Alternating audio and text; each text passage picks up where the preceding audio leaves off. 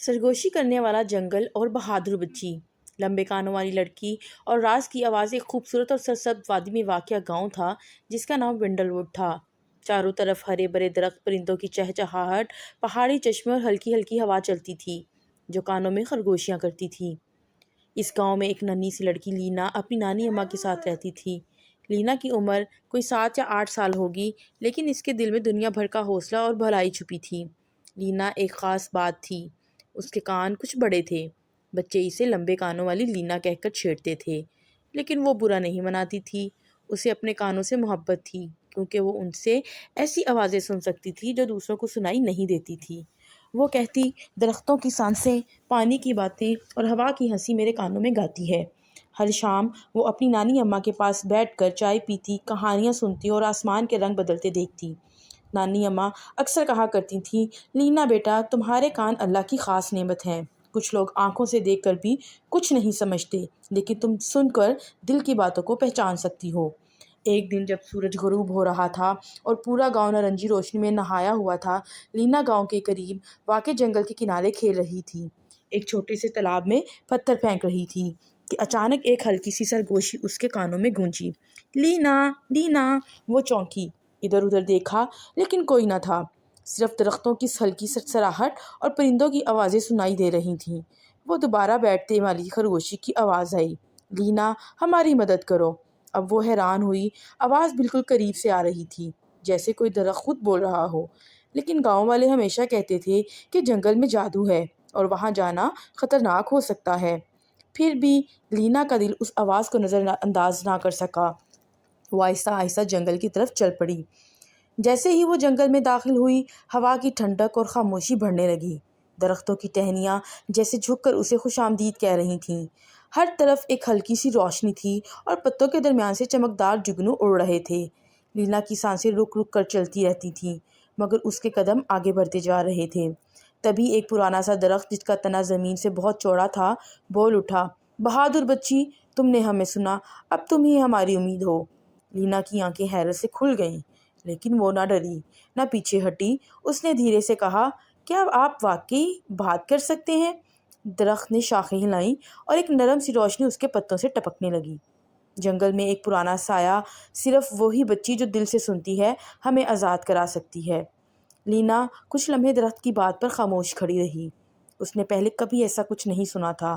اس کی سانسیں دھیمی پڑ گئیں، لیکن اس کا دل دھڑک رہا تھا، خوف سے نہیں، حیرت اور تجسس سے۔ اس نے دھیرے سے پوچھا، مجھے کیا کرنا ہوگا؟ درخت کے ارد گرد موجود پتے نیلے رنگ میں جگمگانے لگے۔ پھر درخت بولا، اس جنگل میں ایک قدیم جادو بند ہے جو ہماری روشنی چھین چکا ہے۔ جب تک وہ جادو ختم نہیں ہوتا، ہم زندہ ہوتے ہوئے بھی قید ہیں۔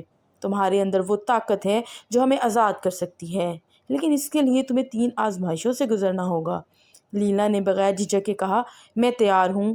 اب اچانک درخت کے نیچے زمین ہلنے لگی اور پھر ایک پتھریلا سا راستہ ظاہر ہوا جو نیچے کی طرف جا رہا تھا۔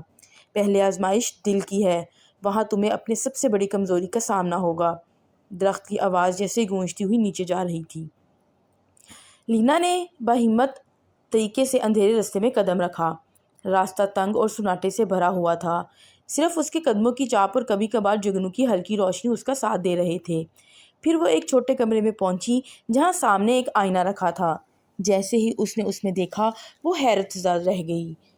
آئینے میں وہی بچے کھڑے تھے جو اسے لمبے کانوں والی لینا کہہ کر چڑھاتے تھے۔ آئینہ گویا بولا، کیا تم ان سب کو معاف کر سکتی ہو؟ لینا کا دل ایک لمحے کو دکھ سے بھر گیا، لیکن اس نے گہرا سانس لیا اور آہستہ سے کہا، ہاں، کیونکہ وہ نہیں جانتے تھے کہ میرے کان میرے تحفہ ہیں، میرے تانا نہیں۔ آئینہ چمکنے لگا اور ایک روشن دروازہ کھل گیا۔ لینا اگلے کمرے میں داخل ہو گئی۔ یہاں دوسری آزمائش اس کی بہادری کی تھی۔ کمرہ اندھیرے سے بھرا تھا اور اچانک ایک سایہ دار درندہ اس کے سامنے آ گیا۔ اس کی آنکھیں سرخ اور دانت نوکیلے تھے۔ وہ دھاڑا اور بولا، تم یہاں سے نہیں جا سکتی۔ لینا نے پیچھے ہٹ کے نہیں دیکھا۔ اس نے زور سے کہا، میں سچ کے لیے آئی ہوں اور سچ کبھی اندھیرے سے نہیں ڈرتا۔ اس کی یہ الفاظ جیسے جادو بن گئے ہوں۔ درندہ دھیرے دھیرے روشنی میں بدلنے لگا اور پھر مکمل طور پر روشنی غائب ہو گئی۔ اب آخری آزمائش بچی تھی، محبت کی۔ تیسرا دروازہ کھلا جہاں نانی اماں کی جھلک دکھائی دی۔ وہ زمین پر گری ہوئی تھیں اور آواز سے کہہ رہی تھیں، اگر تم آگے بڑھو تو میں تمہارے ساتھ ہوں، لیکن اگر آگے بڑھی تو تم انہیں کھو دو گی۔ رک جاؤ۔ لینا کی آنکھوں میں آنسو آ گئے۔ وہ اپنی نانی سے بہت محبت کرتی تھی، لیکن اسے یاد آیا کہ نانی اماں ہمیشہ کہتی تھی جو سچ کے راستے پر چلتا ہے وہ اپنے کی بھلائی میں ساتھ لاتا ہے۔ اس نے آنکھیں بند کی، دل مضبوط کیا اور کہا، میں جنگل کو بچاؤں گی اور نانی اماں کو بھی۔ جیسے ہی اس نے قدم بڑھایا، سارا منظر چمکنے لگا اور وہ دوبارہ جنگل میں نمودار ہو گئی۔ درختوں نے خوشی سے جھومنا شروع کر دیا اور نیلے پھول زمین سے نکلنے لگے۔ بوڑھے درخت مسکرا کر کہا، تم نے ہر آزمائش پاس کر لی ہے بہادر بچی، اب وقت ہے کہ تم جادوئی پتھر کو واپس اس جگہ پہ رکھو جہاں سے اسے نکالا گیا تھا۔ لینا اب جنگل کے درخت میں موجود تھی۔ اس کے سامنے ایک پتھر تھا جسے تخت نظر آ رہا تھا جو صدیوں پرانا معلوم ہوتا تھا۔ اس پتھر پر نقوش تھے جو آہستہ آہستہ جگمگا رہے تھے، جیسے وہ کسی کے انتظار میں ہوں۔ لینا کے ہاتھ میں وہ جادوئی نیلا پتھر تھا جو درختوں نے اسے دیا تھا۔ یہ وہی پتھر تھا جو جنگل کی روشنی کو واپس لا سکتا تھا۔ درختوں نے نرمی سے سرگوشی کی، لینا، صرف تمہاری نیت، تمہاری مہربانی اور تمہاری ہمت ہی اسے جگہ دے سکتی ہے۔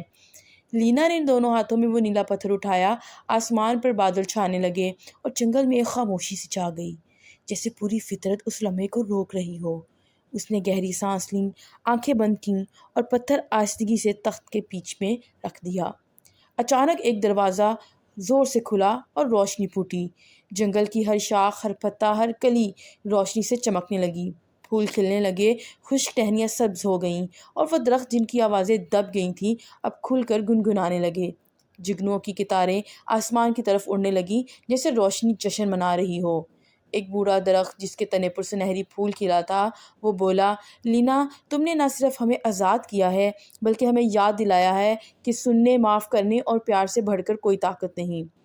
اب جب سارا جنگل پھر سے زندہ ہو گیا تھا، لینا نے دیکھا کہ دور آسمان پر روشنی کا ایک دروازہ کھل رہا ہے۔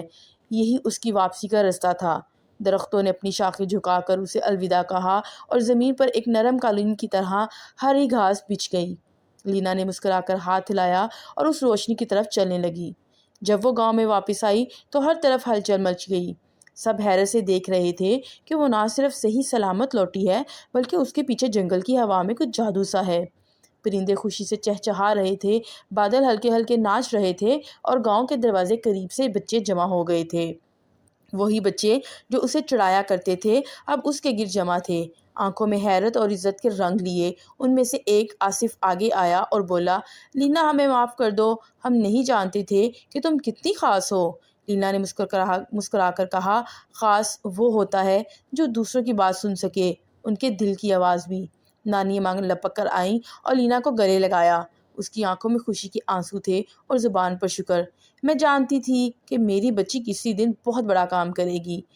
اسی شام گاؤں کے چبوترے پر سب لوگ جمع ہوئے۔ لینا نے اپنی پوری کہانی سنائی، سرگوشی کرنے والے درخت، جادوئی آزمائشیں، نیلا پتھر اور جنگل کی روشنی، ہر کوئی دم سادے سن رہا تھا۔ اس کے بعد سے ونڈل ووڈ میں سب کچھ بدل گیا۔ بچے ایک دوسرے کو عزت دیتے، بوڑھوں کی بات غور سے سنتے اور جنگل کو نقصان پہنچانے کی بجائے اس کی حفاظت کرنے لگے۔ درختوں کی سرگوشیاں اب کسی کو نہیں ڈراتی تھیں بلکہ سب کو سکون دیتی تھیں۔